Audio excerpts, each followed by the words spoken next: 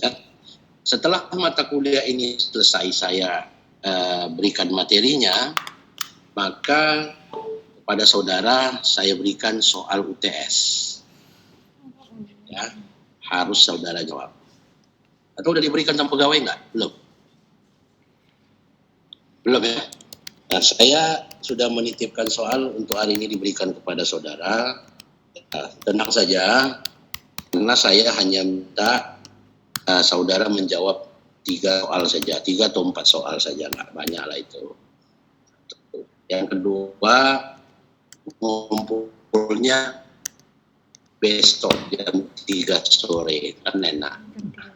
Ya, besoknya baru dikumpul jam 3 sore, saudara kirimkan saja. Nggak usah datang ke pasca bawa penyakit nanti saudara atau jemput penyakit. Ya, nah, jadi kirim saja. Soalnya pun nggak banyak, cuma 4. Nah, kalau itu dikerjai oleh orang-orang sepintaran ini, ya, besok jam 3 saya tunggu soalnya, jawaban saudara. Baik, paham ya? Halo? Oke. Nah, itu ujian UTS, ujian tengah semester. Ya, kerjakan ujian tengah semester itu supaya saudara punya nilai dari saya. Hari ini kita akan bicara sedikit, ya, kuliah saya terakhir untuk kelas saudara. Saya ingin bicara tentang hukum dan aktivitas ekonomi, dalam hal ini bisnis, karena saudara jurusan hukum ekonomi. Ya, walaupun bukan sama dengan hukum bisnis, tetapi aspeknya lebih luas dari hukum bisnis. Nah, saya lewati aja ini, ya. Saya tidak, saya ingin kita, yang ini teori ini terlalu umum, tak usah Anda baca aja. Peran hukum dalam aktivitas bisnis, saudara juga sudah mendapat materi dari saya sebagian. Ya, kita sudah membahas berulang kali bahwa hukum dalam perspektif bagi bisnis itu bisa menjadi pedang bermata dua. Dia bisa mendukung aktivitas bisnis, dan hukum juga bisa menjadi hambatan signifikan dalam aktivitas bisnis, ya, di Indonesia. Nah, ada teori dari J.D. Nihat atau ini J.D. Nihat atau si Nihat dan si Trebilog mengatakan bahwa hukum itu bisa mendukung aktivitas ekonomi atau aktivitas bisnis jika hukum itu mengandung unsur stabilitas, ya, unsur prediktabilitas, unsur keadilan atau kewajaran, ya, kemudian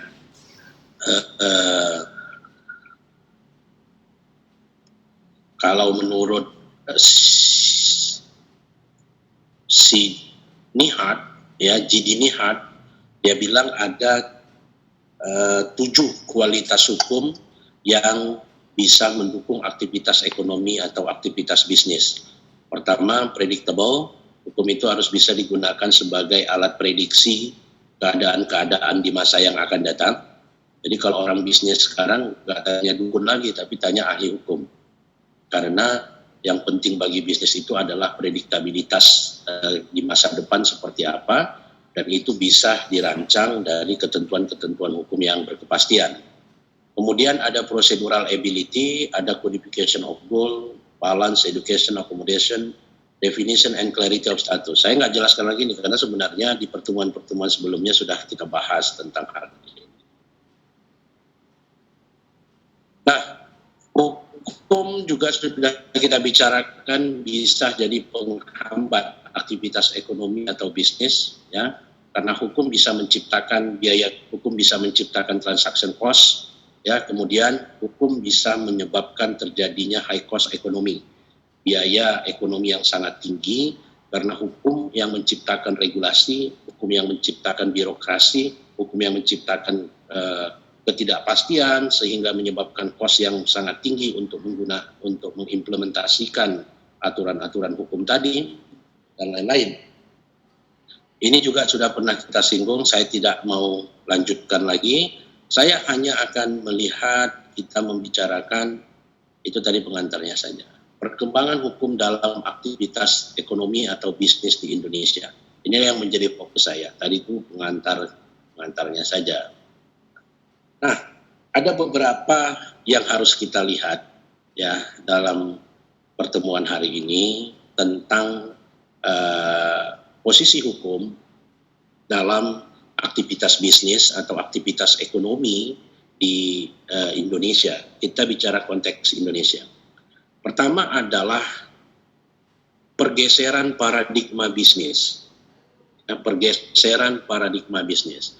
Yang menggeser ini selain aspek ekonomi, juga aspek hukum. Ya.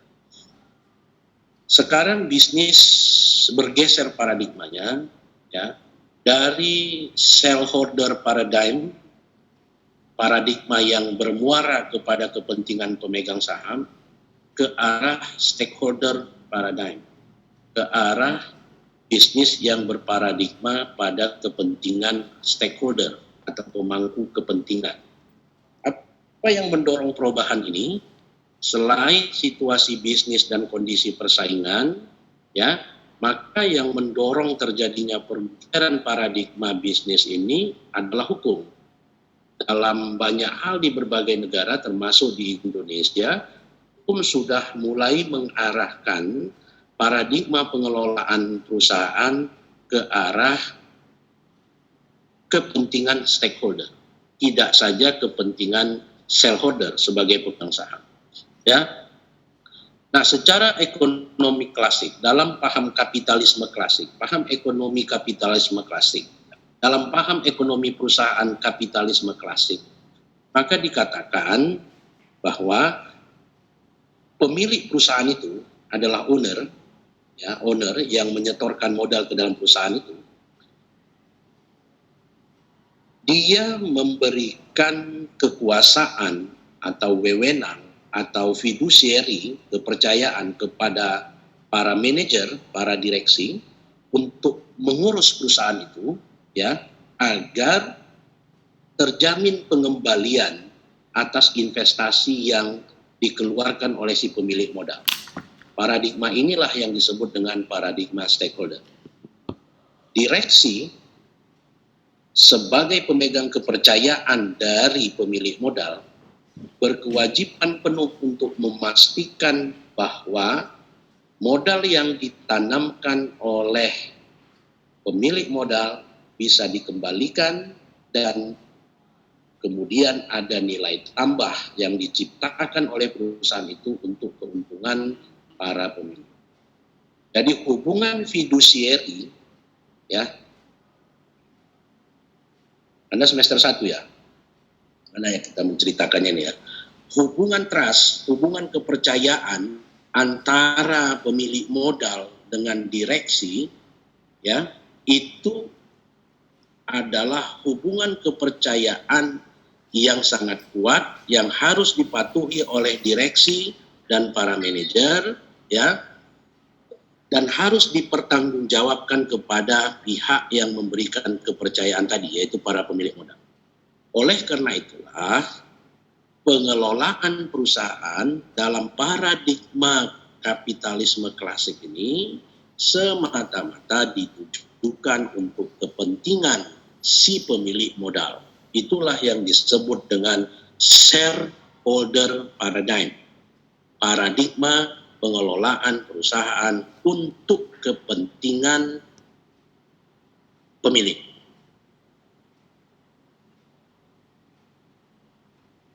Sudah? Nanti kita lihat di awal abad ke-20 paradigma ini lambat laun ditinggalkan. Kegagalan paham kapitalisme klasik yang menghasilkan krisis ekonomi 1997, krisis ekonomi 2008, mengubah cara pandang orang tentang mengelola perusahaan, mengubah cara pandang hukum tentang bagaimana sebenarnya perusahaan itu bisa dikelola. Ya, maka nanti akan kita lihat perdebatan-perdebatan teoritik, ya, konseptual tentang terjadinya perubahan paradigma dalam pengurusan atau pengelolaan perusahaan. Dan bisa kita lihat nanti bagaimana hukum-hukum ekonomi perusahaan di Indonesia mengakomodir perubahan itu.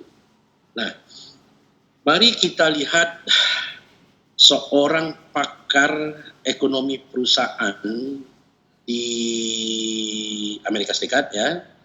Beliau ini adalah seorang penganut paham ekonomi kapitalisme klasik yang sangat terkenal, namanya Milton Friedman.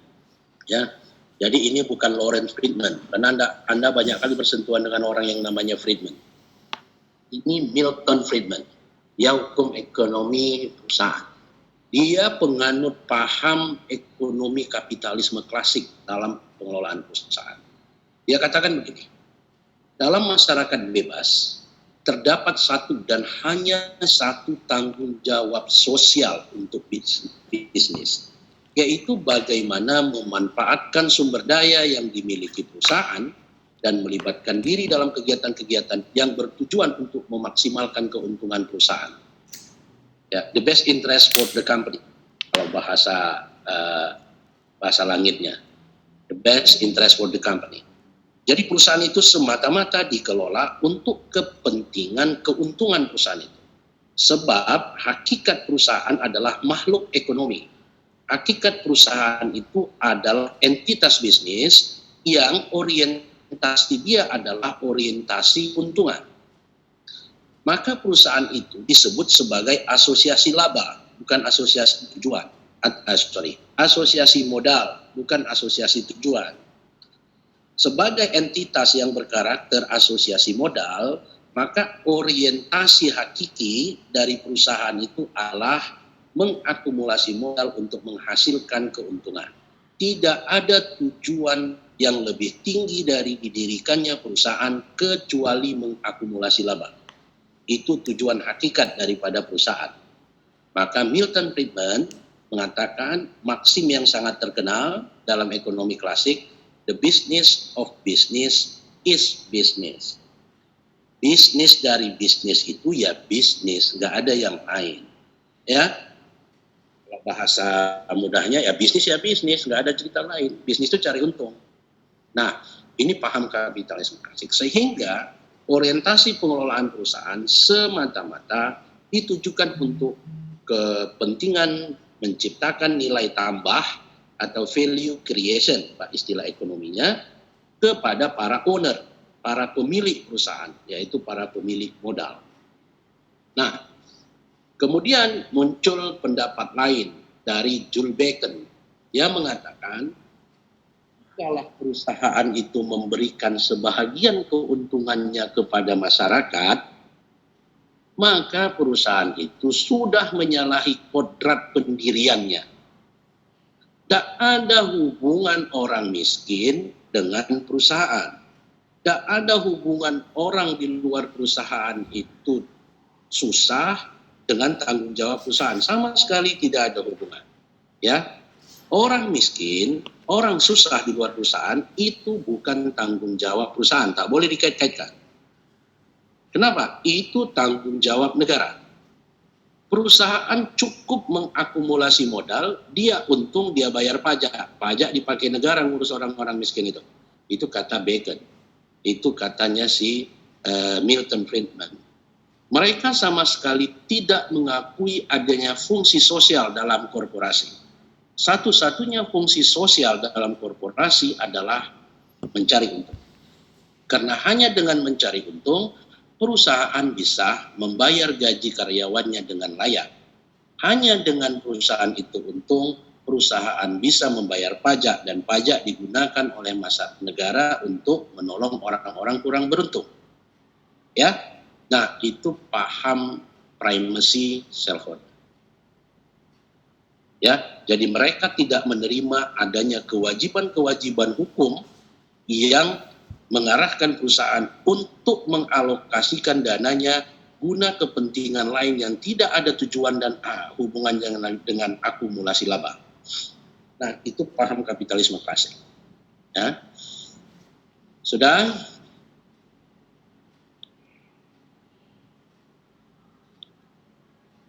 Kemudian ada pendapat lain yang bertentangan sama sekali dengan pendapat-pendapat paham kapitalisme klasik tadi. Namanya stakeholder paradigm, paradigma stakeholder. Stakeholder di sini adalah para pemangku kepentingan. Jadi perusahaan itu punya beberapa pemangku kepentingan. Ada pemangku kepentingan internal atau pemangku kepentingan primer, primary stakeholder, antara lain pemegang saham, direksi, dewan komisaris, para buruh, karyawan. Ada pemangku kepentingan eksternal atau secondary stakeholder. Ada lingkungan hidup, pemerintah, masyarakat sekitar, supplier, kreditor, dan lain-lain. Nah, itu juga pemangku kepentingan dari perusahaan. Dalam sudut pandang stakeholder paradigm, bahwa pemegang saham hanyalah salah satu saja dari pemangku kepentingan di dalam perusahaan. Perusahaan harus dikelola dengan memperhatikan perbedaan-perbedaan kepentingan para stakeholdernya secara berimbang. Jadi tidak semata-mata ditujukan untuk mengakumulasi atau memaksimalkan keuntungan bagi owner, tetapi juga harus memperhatikan kepentingan-kepentingan pemangku kepentingan lainnya di luar pemilik.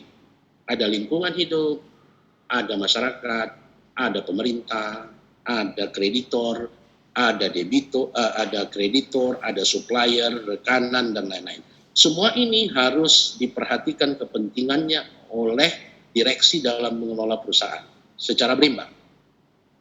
Nah, bergeser nanti paradigma ini ke arah stakeholder paradigm. Saat ini, pengelolaan perusahaan modern dikelola berdasarkan prinsip stakeholder paradigm yang nanti bisa kita lihat implementasinya dalam prinsip-prinsip good corporate governance misalnya. Ya.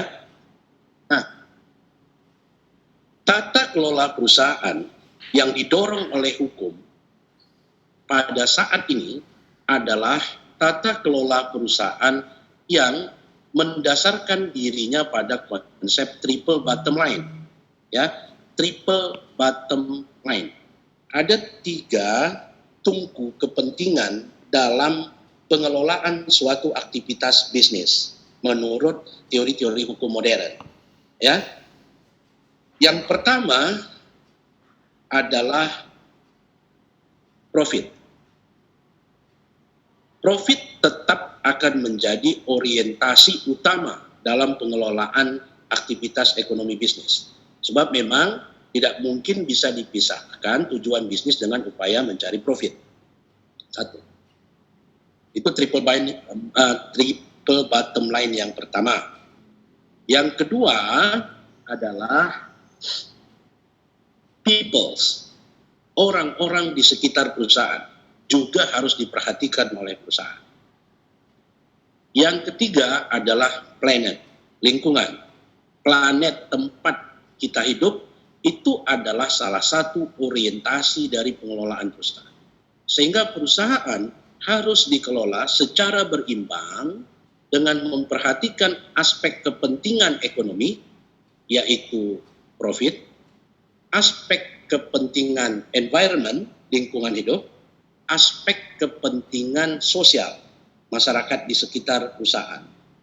Nah, maka nanti kemudian hukum-hukum ekonomi banyak mengarahkan tata kelola perusahaan itu ya untuk memperhatikan aspek-aspek lain di luar aspek akumulasi modal, di luar aspek profit yang dihasilkan oleh perusahaan. Kalau dulu dalam undang-undang PT kita ya, Undang-Undang nomor 40 tahun 2007 Undang-Undang Nomor 1 Tahun 1995 misalnya, di situ bisa kita lihat bahwa satu-satunya key performance indicator dalam hukum perseroan kita adalah modal, laba. Satu-satunya key performance indicator yang dikenakan untuk menilai kinerja direksi adalah laba. Semakin tinggi laba dari perusahaan, maka semakin sukses dianggap direkturnya. Maka tidak boleh ada. Tapi hidupin anak dulu apa itu?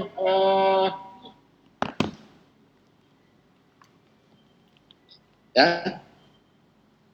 Maka misalnya ketika terjadi para direksi PLN membagi laba, para direksi PLN membagi tancim, sementara saldo laba perusahaan itu negatif, maka mereka dihukum penjara.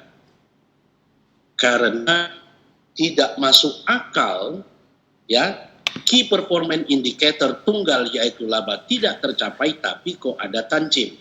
Maka mereka dituduh merugikan negara pada masa Undang-Undang Nomor 1 Tahun 1995.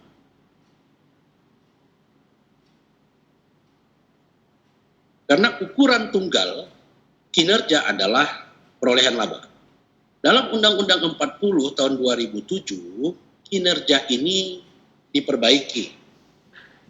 Maka kita bisa lihat dalam beberapa pasal dalam Undang-Undang 40 tahun 2007 bahwa direksi suatu perseroan diperbolehkan membagi tancim meskipun perusahaan dalam kondisi merugi.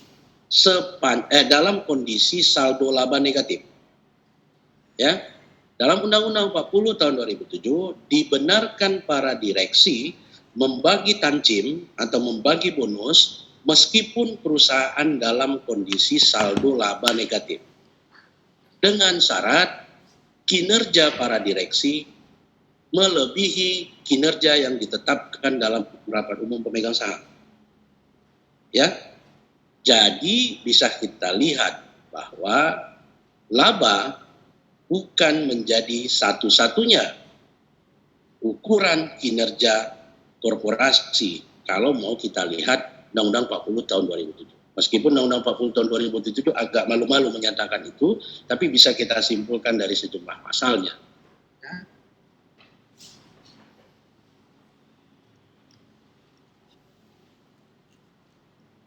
Nah, mari kita lihat ya, sebelumnya siapa saja pemangku kepentingan perusahaan. Ada stakeholder internal, pemegang saham, dekom, direksi, karyawan, dan bati, stakeholder eksternal, pemerintah, kreditur, supplier, rekanan, lingkungan hidup, masyarakat.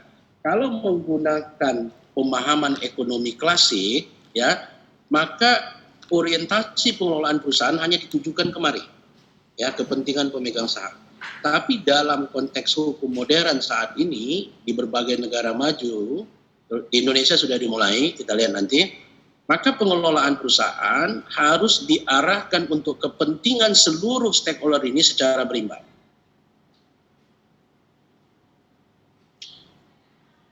Ya. Nah, kita lanjutkan. Mari kita lihat pendapat Friedman. Ya. Robert Edward Friedman mengatakan, ini Freeman ya, bukan Friedman.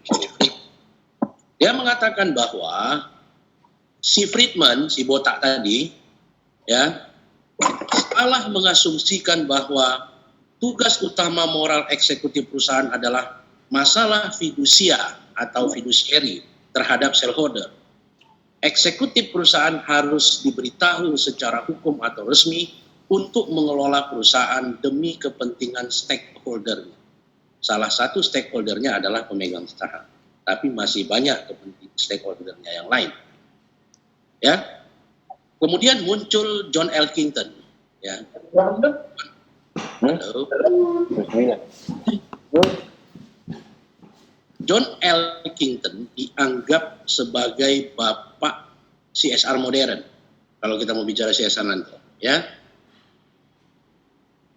Dialah yang mengemukakan bahwa tonggak pengelolaan perusahaan itu harus berdiri di atas 3 kepentingan besar, atau dia sebut dengan istilah triple bottom line. Dia menganjurkan agar hukum bisa mengarahkan perusahaan-perusahaan modern supaya bisa mengakomodir 3 kepentingan ini secara berimbang. Kepentingan pertama adalah bagaimana perusahaan itu dikelola bisa memastikan financial return, pengembalian keuangan ya yang sudah dilakukan oleh para pemilik modal, itu dikembalikan dalam bentuk dividen. Ya. Itu pasti akan menjadi tujuan. Kemudian perusahaan itu juga harus dikelola dengan memperhatikan tonggak kedua, yaitu environmental stewardship, penghormatan terhadap keadaan lingkungan hidup. Karena apa? Karena pengelolaan perusahaan berdasarkan prinsip kapitalisme klasik sudah menyebabkan kerentanan lingkungan yang luar biasa. Kesadaran kolektif terhadap kemerosotan lingkungan global menyebabkan munculnya paham-paham yang menganjurkan agar environment stewardship juga menjadi kewajiban dalam pengelolaan perusahaan yang berimbang dengan kewajiban financial return. Nah, tonggak ketiganya adalah social progress. Ya, aspek-aspek sosial yang harus diperhatikan juga oleh perusahaan. Maka muncullah pemikiran yang tak masuk akal dalam paham kapitalisme klasik ketika perusahaan sebagai entitas modal dikelola dengan memperhatikan fungsi sosial. Di paham kapitalisme klasik itu tak masuk akal. Ya, tapi sekarang hukum-hukum di berbagai negara ya sudah mendorong adanya kewajiban mengenai corporate social responsibility atau CSR. Ya, dan nanti akan diterjemahkan dalam hukum di Indonesia misalnya oleh Undang-Undang PT pasal 74 tentang tanggung jawab sosial dan lingkungan. Undang-Undang pasar modal, Undang-Undang penanaman modal dalam pasal 16 tentang kewajiban tanggung jawab sosial. Undang-Undang perkebunan adanya kewajiban mengalokasikan 20% tanah untuk kepentingan pengembangan perkebunan masyarakat. Berbagai undang-undang kemudian mengakomodir kepentingan-kepentingan sosial yang berada di luar lingkungan internal perusahaan. Ya. Kemudian hukum ekonomi mengarah ke arah sana yang secara teoretik adalah untuk melakukan penyeimbang terhadap eksploitasi untuk memaksimalkan manfaat ekonomi dari modal. Ya. Nah, ketika financial return ini beririsan dengan tujuan-tujuan lingkungan, ya, maka muncullah ekoefisiensi. Perusahaan dikelola secara efisien, ya, dengan memperhatikan aspek lingkungan. Maka muncullah kewajiban-kewajiban, misalnya waste minimization, kewajiban untuk meminimalkan waste apa? Kaniska, apa waste?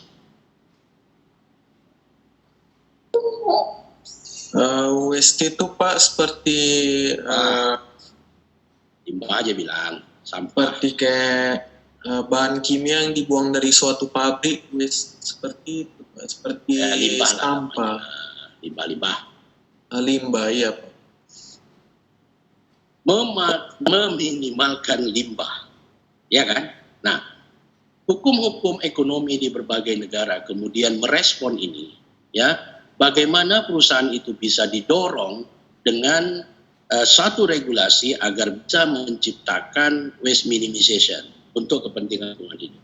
Sayangnya misalnya di Indonesia dorongan ini hanya melalui kebijakan pidana misalnya, tidak smart kebijakannya, ya, lingkungan rusak terus. orang dihukum terus tapi tak berubah juga. Di negara-negara maju misalnya di Jepang, di Korea, di Amerika, mereka menggunakan hukum pajak untuk memastikan ketaatan terhadap lingkungan. Jadi mereka tidak menggunakan instrumen hukum lingkungan, tapi menggunakan hukum pajak. Misalnya, itu disebut sebagai smart regulation istilahnya. Ya, mereka mengatur bahwa perusahaan-perusahaan yang bisa menurunkan limbah buangannya, baik itu emisi maupun limbah padat atau limbah cair, sesuai berada di bawah standar baku mutu yang diizinkan, maka pajaknya akan dikurangi secara signifikan. Sehingga perusahaan-perusahaan akan berlomba menurunkan limbahnya pada level yang ada insentif pajaknya secara signifikan. Ya. Nah, jadi ada stick and carrot dalam hukum mereka. Kalau kita masih menggunakan tongkat aja untuk memukuli orang supaya patuh sama lingkungan, ya. Kalau di negara maju mereka sudah menggunakan smart. Tidak menggunakan cabut izinnya. Mereka upayakan beri insentif dalam bentuk pengurangan pajak yang signifikan. Maka kemudian ada emission reduction regulatory compliance, ya. Kepatuhan terhadap hukum adalah dorongan yang bisa mempercepat triple bottom line terjadi. Kemudian, bentar ya. Halo?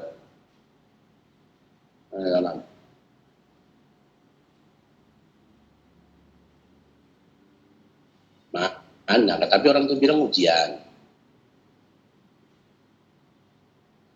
Ini MMX ya. Jam 4 ya, aku jam 4 ya.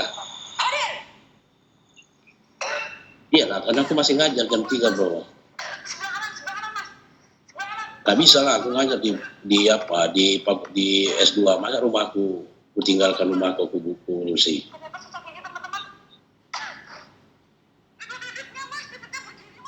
Sore, aku bilang, jam 4. Jam 4 tuh artinya kalau nggak sore pagi, nggak mungkin aku ngajar subuh, sore lah berarti. Bisa. Iya. Bisa, nanti setelah itu baru kita sesuaikan.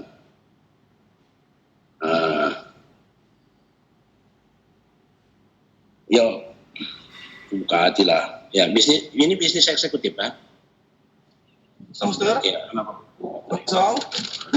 Kenapa? Oke, yuk. Nggak usah pikirkan itu. Nah, kemudian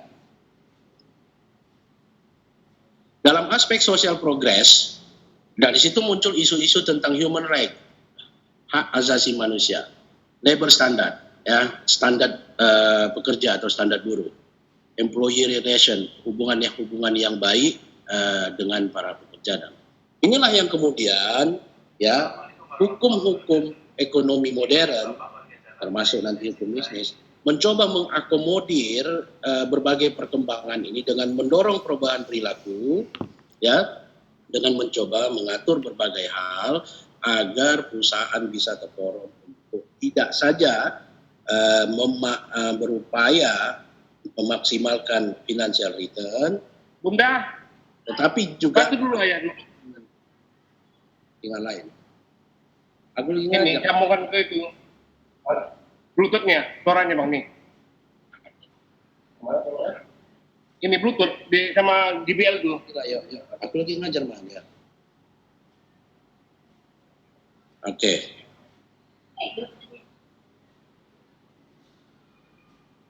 Kemudian John Hasnas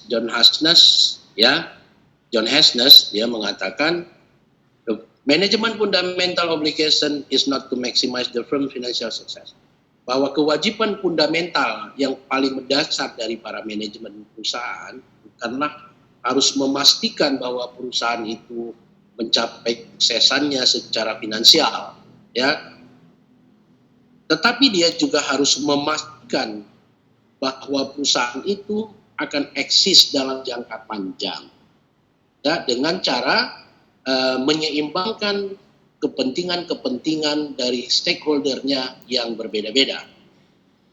Kalau di luar negeri yang paling penting bagi mereka adalah negara-negara maju, bagaimana perusahaan itu panjang usianya.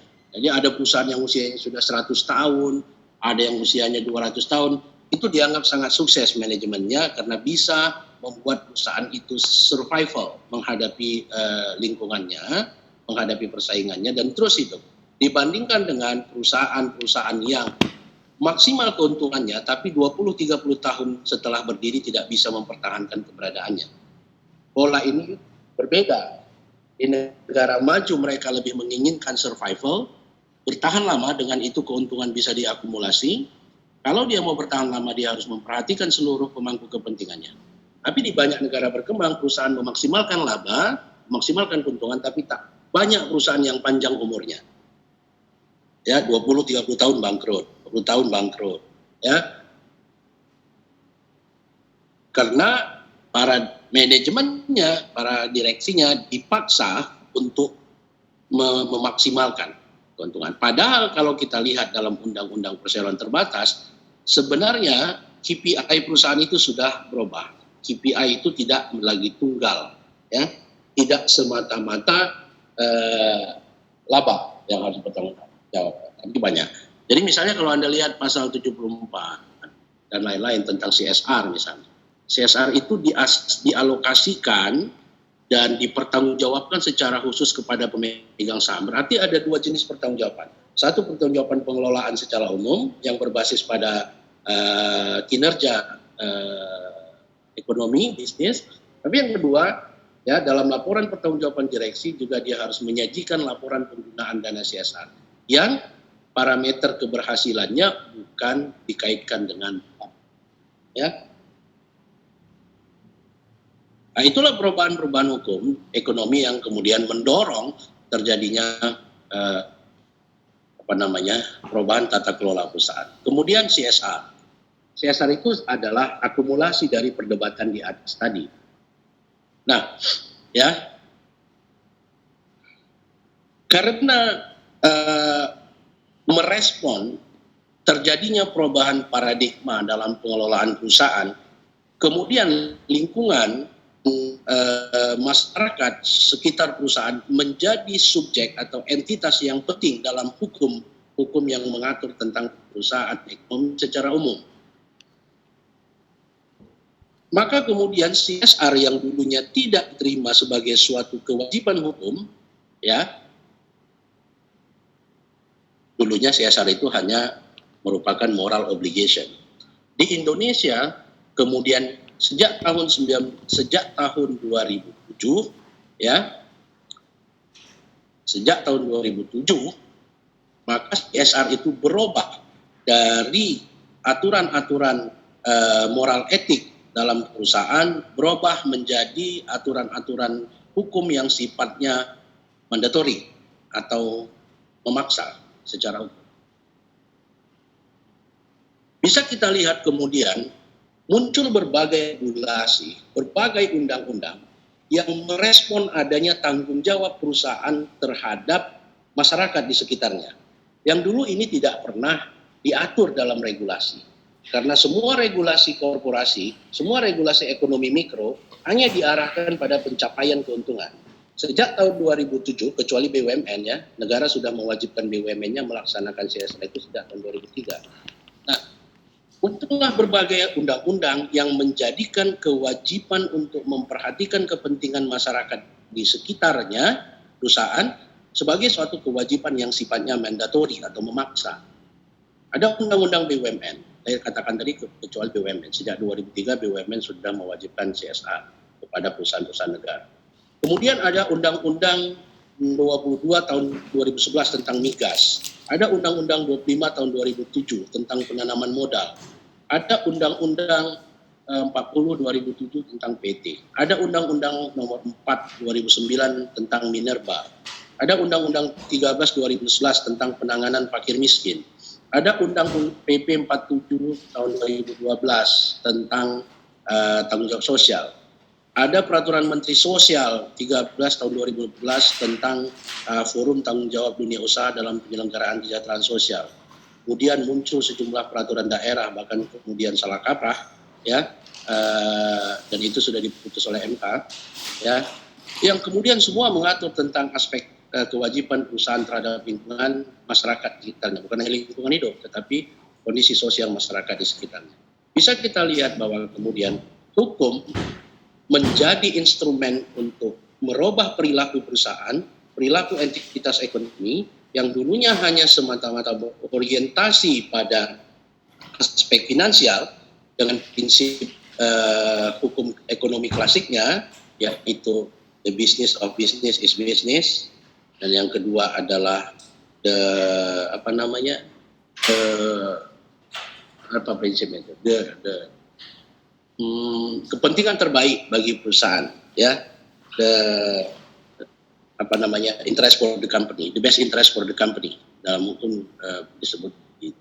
Kemudian beralih. Nah, untuk mendukung ini lagi, maka muncul suatu era baru, suatu pembahasan baru, pembicaraan baru dalam hukum ekonomi, ya, guna mendorong terjadinya perubahan-perubahan, ya, maka muncul good corporate governance, tata kelola perusahaan yang baik. Nah, salah satu penyebab kenapa ekonomi Indonesia tahun 1997 pada saat terjadi krisis sangat terpuruk dan susah bangkit adalah karena buruknya sistem tata kelola perusahaan di Indonesia. Itu menurut penelitian McKinsey, ya. Nah, kesulitan Indonesia bangkit dari keterpurukan ekonomi tahun 1997-1998 adalah karena rentannya perusahaan-perusahaan di Indonesia menghadapi goncangan krisis. Itu memperburuk fundamental ekonomi Indonesia karena banyaknya perusahaan yang kemudian bubar, likuidasi gara-gara tekanan krisis. Nah, dulunya perusahaan-perusahaan Indonesia itu banyak, terutama di negara berkembang juga, dikelola berdasarkan prinsip as usual, apa adanya saja. Nah, itu memperburuk kondisi perekonomian setelah terjadinya krisis 1998. Nah, ada satu perusahaan coklat namanya Cadbury yang tata kelolanya pada masa itu adalah satu tata kelola perusahaan yang terbaik di dunia, yang dia sudah menjadikan masyarakat dan kepentingan sosial menjadi bagian dari orientasi bisnisnya. Nah, untuk menghormati perusahaan ini, maka kemudian OECD membentuk suatu komite namanya Cadbury Committee untuk mempelajari sistem tata kelola yang dilakukan di berbagai negara. Maka muncullah istilah GCG. GCG itu bagaimana suatu perusahaan itu bisa diawasi, dioperasikan dengan memastikan hubungan-hubungan yang adil dan berimbang di antara organ-organ perusahaan, unit-unit dalam perusahaan, dan hubungan-hubungan antar perusahaan itu dengan stakeholdernya. Ya, jadi GCG tidak saja memastikan adanya suatu hubungan yang adil dan pasti dalam hubungan-hubungan antar organ di dalam suatu perusahaan, ya, tetapi juga memastikan bagaimana perusahaan itu mengelola hubungannya dengan pihak-pihak di luar perusahaan atau stakeholder perusahaan, termasuk masyarakat di sekitar, lingkungan hidup, pemerintah, dan lain-lain. Nah, banyak makna GCG itu, tapi menurut OECD Principle ada 4 ya prinsip dasar GCG. Ada transparansi, keterbukaan dalam melaksanakan proses pengambilan keputusan, dan keterbukaan dalam mengemukakan informasi material yang relevan mengenai perusahaan. Ada accountability, kejelasan fungsi, pelaksanaan tugas, dan pertanggungjawaban dari setiap organ dalam perusahaan. Responsibility, kesesuaian dalam pengelolaan perusahaan terhadap ketentuan yang berlaku dalam prinsip pengelolaan perusahaan yang sehat. Dan fairness, kewajaran atau keadilan dan kesetaraan dalam memenuhi hak-hak stakeholder. Nah, OECD memperkuat hukum-hukum ekonomi, ya, agar perusahaan itu dikelola dengan menerapkan 4 prinsip ini. Nah, Kemudian nanti kenapa GCG ini penting diterapkan? Karena ternyata secara bisnis GCG itu kalau diterapkan bisa mengurangi agency cost, bisa mengurangi biaya modal, ya, bisa meningkatkan nilai saham perusahaan, bisa menciptakan dukungan kuat dari para pemangku kepentingan. Nah, salah satu fungsi GCG itu adalah mempersempit ruang penyimpangan di dalam perusahaan, ya, sehingga dia bisa mengurangi cost of capital atau mengurangi agency cost yang dikeluarkan oleh perusahaan. Sebab perusahaan Indonesia itu banyaknya pengeluarannya itu justru dari penyimpangan, ya, suap, kemudian gratifikasi dan lain-lain. Itu cost yang sangat signifikan dalam perusahaan-perusahaan di Indonesia. Nah, kemudian paham-paham tadi, pemikiran-pemikiran tadi, kemudian mempengaruhi hukum, dan hukum bisa sependapat dengan cara berpikir ekonomi tadi, maka kemudian hukum mencoba membuat tekanan, regulasi-regulasi agar perilaku korporasi itu bisa searah dengan prinsip-prinsip pengelolaan korporasi yang sehat tadi. Maka muncullah kemudian hukum-hukum ekonomi yang mencoba mengarahkan perilaku pengelolaan perusahaan ke arah pemenuhan good corporate governance. Ya, antara lain Undang-Undang BUMN. Ya, Undang-Undang BUMN mengatakan bahwa prinsip-prinsip profesionalisme, efisiensi, transparansi, kemandirian, akuntabilitas, tanggung jawaban serta kewajaran menjadi prinsip dasar yang harus diperhatikan oleh direksi, dipenuhi oleh direksi dalam mengurus BUMN. Undang-Undang PT juga menyebutkan dalam pasal 4 nanti, Anda bisa lihat penjelasan pasal 4 Undang-Undang PT, mengatakan bahwa perusahaan dikelola tidak saja harus memenuhi ketentuan undang-undang anggaran dasar, tetapi juga harus memenuhi prinsip-prinsip tata kelola perusahaan yang baik. Tapi sayangnya dia di bagian penjelasan. Sehingga muncul kemudian bahwa penerapan prinsip GCG dijadikan sebagai parameter perbuatan untuk mengukur apakah direksi itu salah atau lalai dalam melaksanakan pengurusan perseroan. Sehingga prinsip-prinsip GCG ini selalu dijadikan parameter untuk meminta pertanggungjawaban direksi dalam hal terjadi kerugian perusahaan. Ya. Nah, kemudian Undang-Undang 25 tahun 2007 juga pasal 15 mengatakan setiap penanam modal wajib menerapkan prinsip tata kelola perusahaan yang baik. Muncul 54 2017 tentang BUMD untuk perusahaan-perusahaan daerah juga mengatakan bahwa setiap perusahaan daerah wajib dikelola dengan memperhatikan mengikuti tata kelola perusahaan yang baik yang meliputi prinsip transparansi, akuntabilitas, pertanggungjawaban, kemandirian dan kewajaran. Ya, POJK ada bermacam-macam POJK yang mewajibkan perusahaan itu dikelola dengan prinsip GCG. Ya, ada GCG untuk bank umum, ada GCG untuk perusahaan terbuka, ada pula GCG tentang perusahaan perasuransian dan lain-lain. Nah, hukum kemudian mengikuti arah itu dan menggunakan kekuatannya sebagai agent of change, perubahan perilaku, kemudian dia berupaya membuat berbagai aturan dan memaksakannya agar ekonomi bisa menjadi lebih efisien kalau perusahaan-perusahaan itu dikelola dengan cara yang baik. Nah, ya, sehingga dalam konteks Indonesia misalnya, ya, kondisi krisis yang terjadi tahun 1997 tak terulang lagi akibat dari rentannya korporasi di Indonesia dalam pengelolaannya. Nah itu, jadi semacam itu ya. Ini udah kita pelajari globalisasi ekonomi, bagaimana hukum berubah. Easy of doing business juga sudah kita simak kemarin. Holding company, ya, terbukanya persaingan akibat globalisasi, baik itu globalisasi dalam sektor perdagangan, investasi, jasa, modal, tenaga kerja dan lain-lain, menyebabkan pasar menjadi sangat terbuka. Ya, pasar dunia menjadi sangat terbuka, kemudian persaingan menjadi sangat tajam, ya.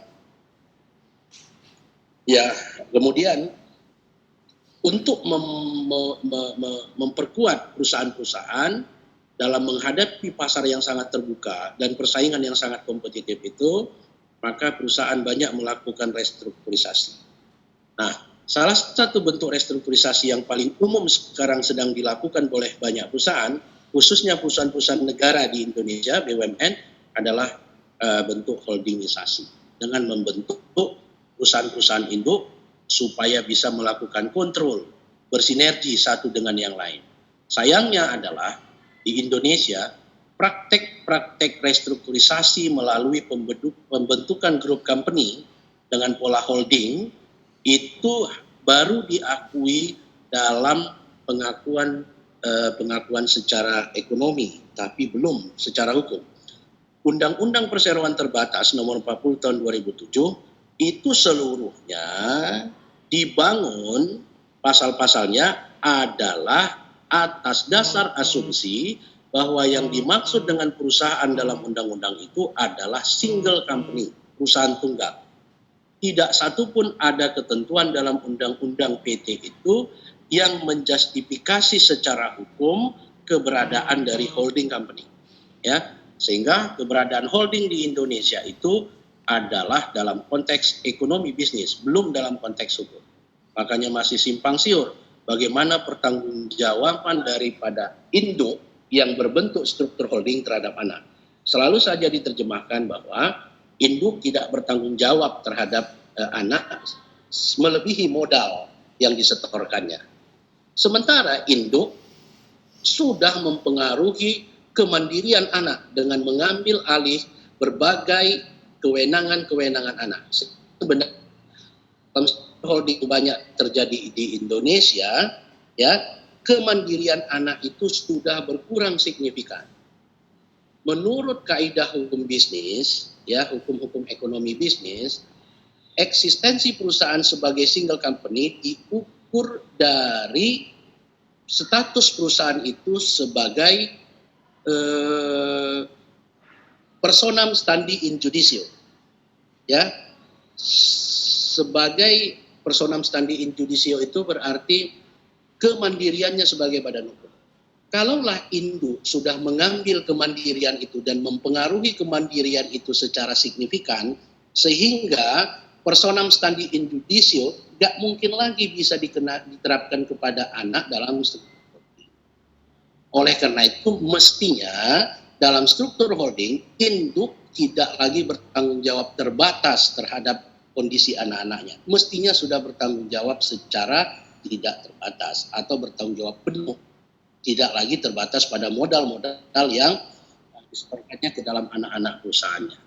Nah, tapi karena hukum PT itu kalau kita bolak-balik tafsirkan tetap nanti asumsinya adalah single company, maka sistem separate legal entity akan menjadi dasar tafsir hukum perusahaan Indonesia. Oh, itu kan Pak perseroan terpisah. Ya, pemegang saham itu tetap sajalah dia bertanggung jawab atas anaknya hanya sebesar modal yang disetorkannya. Sebenarnya ini sudah tidak tepat lagi dalam tafsir karena struktur perusahaannya sudah berbeda. Karena personam standi in judicio itu sudah terlanggar sebenarnya. Kalau dalam teori-teori hukum di negara-negara common law ini disebut sebagai alter ego. Ketika pemegang saham sudah mempengaruhi kemandirian anak-anaknya secara signifikan, maka alter ego terjadi. Ya, kalau alter ego terjadi, maka fears in the corporate veil sudah bisa diterapkan. Induk tidak lagi bertanggung jawab terbatas, tapi sudah meliputi kekayaan pribadi induk. Tapi dalam putusan-putusan pengadilan di Indonesia, dalam pemikiran-pemikiran ahli di Indonesia, tetap mengatakan masih tunduk pada sistem pertanggungjawaban terbatas. Nah, itulah salah satu kelemahan undang-undang PT kita yang dibangun berdasarkan struktur pemikiran single company, perusahaan tunggal. Gak terpikirkan dalam undang-undang PT itu ada struktur perusahaan yang bukan tunggal, group company atau holding company. Itu fenomena yang terjadi di Indonesia. Kejahatan korporasi, ini juga masalah hukum ekonomi dan bagaimana ekonomi kemudian hukum mencoba menyelesaikan masalah ini, ya. Nah, di Indonesia ini tak kurang dari 70 atau ada yang mengatakan 100 undang-undang yang mengkaitkan, ya, pertanggungjawaban korporasi berkaitan dengan tindak pidana di lingkungan korporasi. Ada undang-undang pertambangan, kehutanan, perlindungan pengelola lingkungan hidup, tata ruang, dan lain-lain. Ya, korporasi kemudian muncul sebagai entitas yang bisa dihukum. Korporasi kemudian muncul sebagai entitas yang bisa digunakan sebagai instrumen atau alat kejahatan. Maka karena kita belum punya suatu undang-undang yang jelas mengatur tentang bagaimana memproses ini, bagaimana mengukurnya, maka Mahkamah Agung mengeluarkan Perma nomor 13 tahun 2016 tentang penyelesaian tindak-tindak pidana yang berasal dari lingkungan korporasi. Nah, itu satu hal baru ya sebenarnya. Ada pertanyaan, silakan. Kemudian revolusi industri, ya, bisnis melalui artificial intelligence. Hukum ekonomi kita sekarang hukum sekarang mendorong pertumbuhan ekonomi dengan mengakomodir perkembangan-perkembangan yang terjadi akibat revolusi industri 4.0, 4.0. Ya. Nah, banyak perkembangan-perkembangan sekarang yang mempengaruhi ekonomi nasional yang hukumnya belum kuat, ya. Kemudian hukum-hukum ekonomi mencoba merumuskan sampai saat ini bagaimana agar perkembangan-perkembangan bisnis ini bisa diakomodir sehingga bisa menunjang perekonomian negara. Misalnya fintech, financial teknologi, banyak masalah di dalamnya. Bisnis platform, banyak masalah di dalamnya. Medsos, banyak masalah di dalamnya dan digunakan sebagai instrumen bisnis. Hukum kita belum memadai sampai ke sana, ya.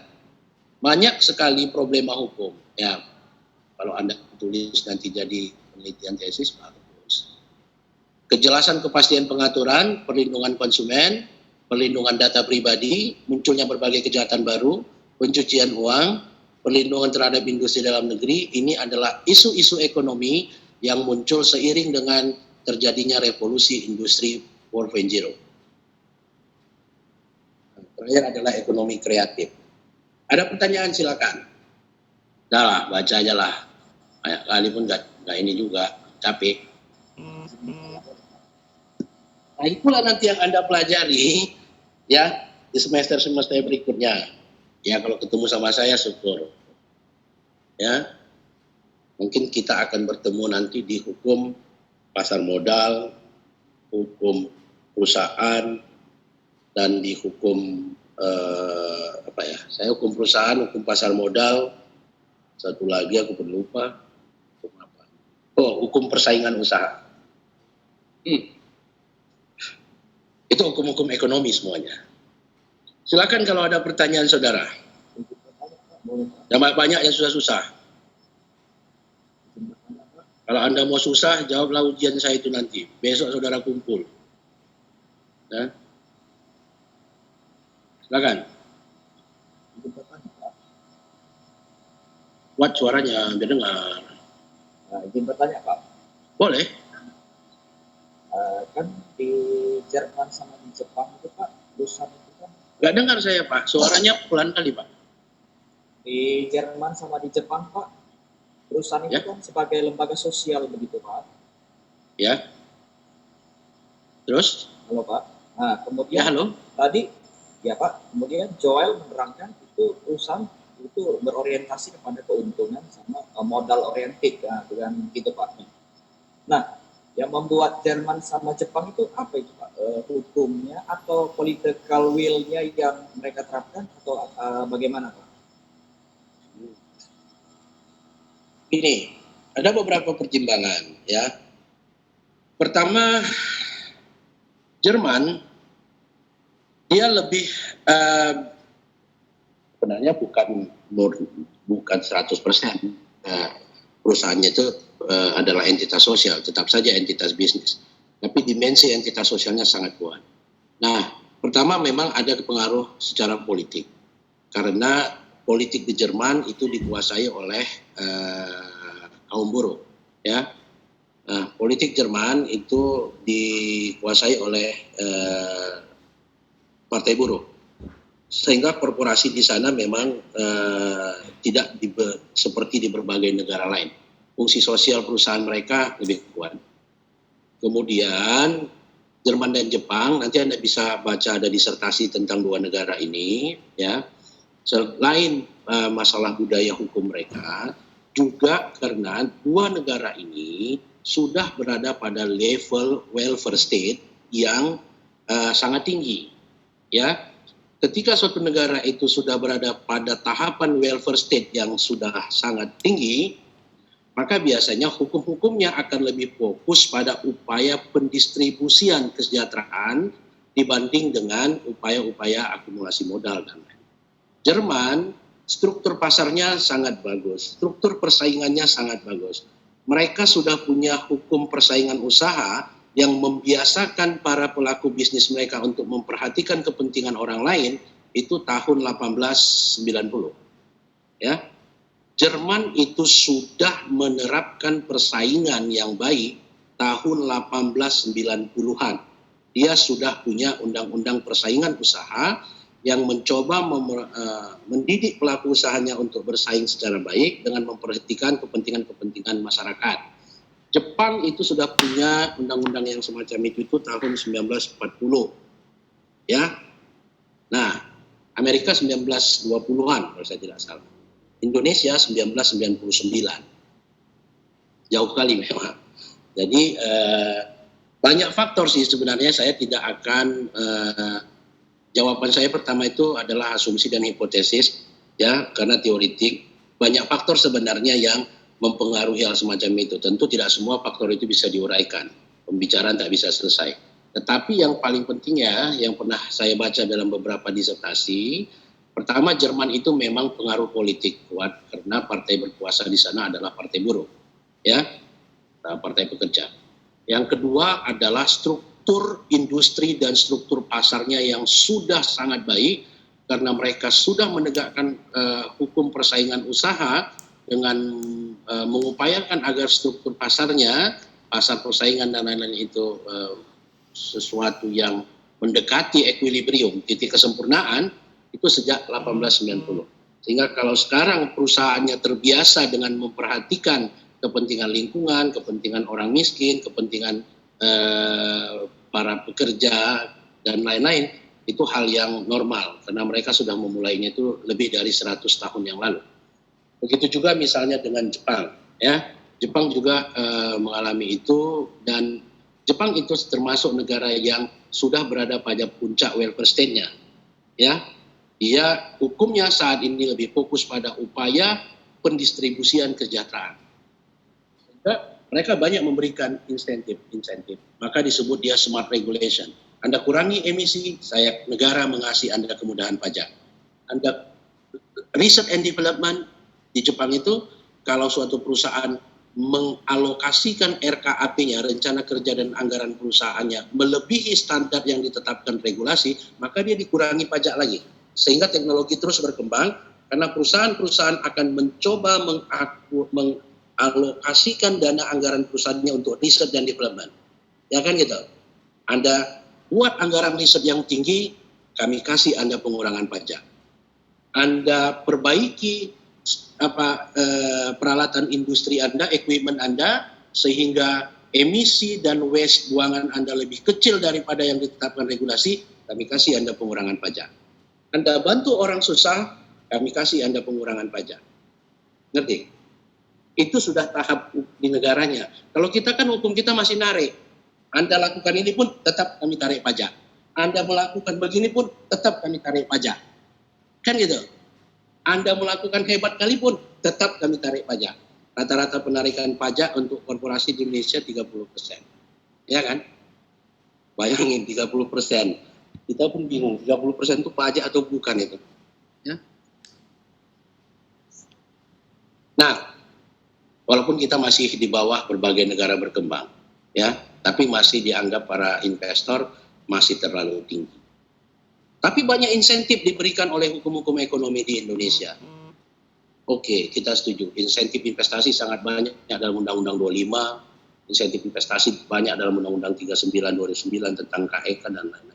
Tapi insentif itu habis termakan oleh infrastruktur yang tidak memadai. Insentif-insentif itu habis termakan oleh biaya birokrasi.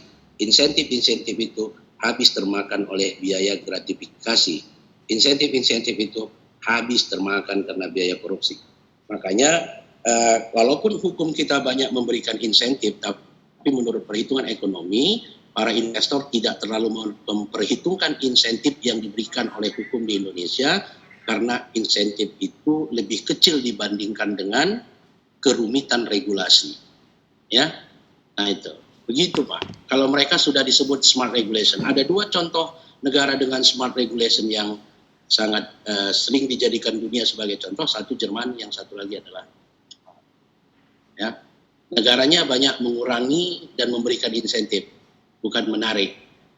60% regulasi di kedua negara itu adalah regulasi dalam bentuk distribusi kesejahteraan dan pengurangan beban masyarakat. Bandingkan dengan kita, ya, menurut KPUD 67% regulasi daerah di Indonesia adalah pemungutan retribusi dan pajak. Hanya 15% atau paling tinggi adalah distribusi kesejahteraan. 65 sekian persen itu adalah penarikan pajak atau retribusi. Ya, nah masih begitu. Makanya Anda lihat nanti berapa data perda yang dibatalkan oleh Mahkamah Agung, ya, karena di judicial review, karena alasannya 80% Mahkamah Agung, 70% Mahkamah Agung membatalkan peraturan-peraturan daerah itu pasti alasannya menghambat investasi, menambah beban masyarakat. Masih begitu kita berkutat-kutat. Ya, mudah-mudahan berubah. Sampai situ nanti saya minta soal dikirim jawab jam 3 sore besok. Saya tunggu jawaban saudara. Lewat dari jam 3 sore, email tak saya buka lagi, berarti jawaban saudara gak saya kumpul lagi. Ya. Aku malas buka email, jadi kalau udah jam segitu aku buka jam segitu, lebih dari segitu aku tutup aja. Oke, ya silakanlah kerjakan nanti itu UTS, jawablah sebab saudara dengan jawaban yang baik lagi. Baik, kalau nggak ada pertanyaan lagi, ya sampai situ kuliah kita. Terima kasih atas perhatian saudara. Assalamualaikum warahmatullahi wabarakatuh. Selamat sore. Selamat sore, Pak. Terima kasih banyak. Saya kirim soalnya ya. Sore, Pak. Saya kirim soalnya sekarang. Ya, Bro.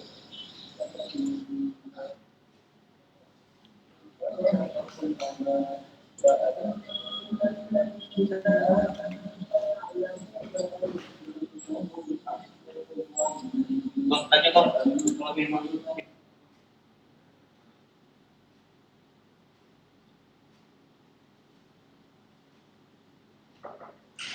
Ayo, Irma.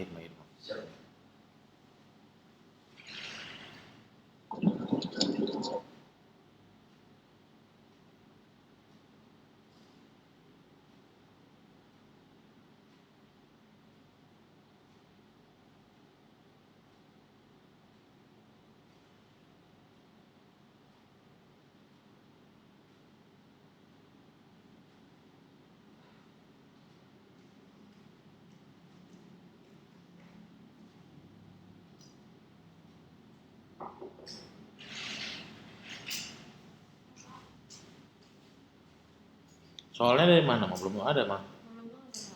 Dari mana ngeceknya? Hampir mau tanya Pak Banu. Udah selesai? Ya, jam berapa lagi kuliah, mah? Jam 7. Oh, ini ada.